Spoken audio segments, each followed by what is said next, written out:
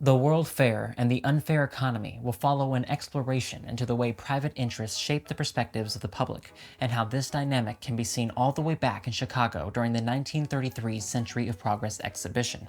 Originally, the direction of research would center around the way in which people from the 30s had differing outlooks on the future. The focus was in regards to aesthetics and predictions for technology. However, in the midst of studying, it became clear that there was a larger picture at play. The perspective of the future is within the hands of the private sector, and the idea of the populace as a whole independently shaping the scape of the world is disingenuous to the reality of how easily minds can be molded from larger forces. From reading a variety of sources, the type of inquiries into the exhibition of progress have been slightly adjusted to fit a new lens. Examining the aesthetics of the time and comparing its evolution towards the present has subsided in favor of determining how populations reach their frame of mind. For example, when referring to architectural designs of the period, Art Deco is how historians label this variety of urban planning, and this type of style would change shortly after the early 1930s.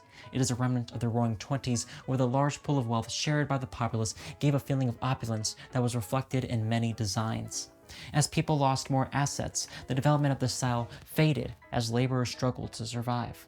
Companies creating new buildings opted for cost-effective construction, and in a way, this aligned with public attitude. Now, the type of questions originally put forth, such as what did people from the World Fair get right about the future, and how did people from the 20th century reach their vision for the 21st, can be answered at what wealthy individuals brought at the fair. Exhibitions on technology, architecture, and various other projects were accurate about tomorrow's development. However, this is due to companies displaying technology that they hoped to market to the public. Household appliances and designs of the very homes where those tools would be installed all became dressed up as exhibitions rather than as clever advertising. Who can blame them? The context surrounding this event is that roughly 4 years prior, the entire economy of the United States took a steep downturn, and thus the country and other nations were severely debilitated. If money became better circulated and traded, there were hopes in the market recovering. Naturally, the backing of these claims can be found in significant sources, which include articles and magazines from the time, which undoubtedly show how much the private sector had a hold on the event. While the city of Chicago hosted the fair, it was the job of conglomerates to flock to the area and put together the exhibitions. Venues and land would not be purchased unless there was some form of profit incentive, and this is made evident by the myriad of subtle advertising at the fair.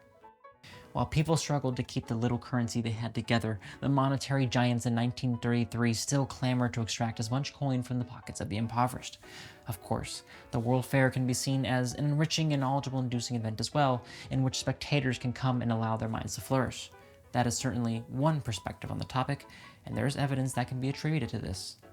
Cheryl Gans, in her book on the World Fair, offers a more uplifting and less cynical take on the time and puts forth significant actions such as the protest for civil advancement.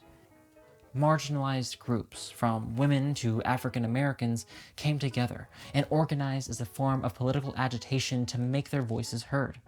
Of course, given how the topic at hand is regards to 1933, it notably marks as a calm before the storm of World War II.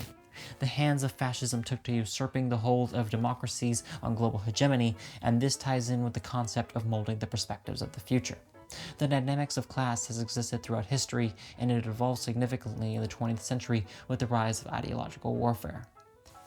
The idea of the private sector shaping the public coincides with fascism, in which when capitalism is in decay, the force required to uplift it can come from authoritarian governance. The world watched Italy and Germany succumb to leaders who dismantled democratic institutions, as what they brought in its place was economic gains. Now, another primary source that delves into this reality is from a political analyst in 1933 named Frederick Schumann, in which he breaks down the political theory of German fascism. He recognizes how the state suppresses working class thought in order to serve a mode of thinking that favors private interests, and that all members of the nation should set aside the notion of class in favor of propelling the country as a whole.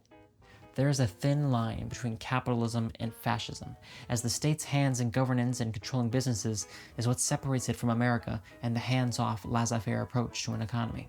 However, when businesses aren't functioning to a level that allows the country to run properly, both the people and corporations will favor a stronger government that promises to fix the issues at hand.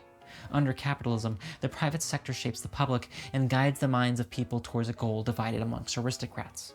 Under fascism, the government shapes the private sector and it trickles down to guide the minds of people towards a unified goal amongst autocrats.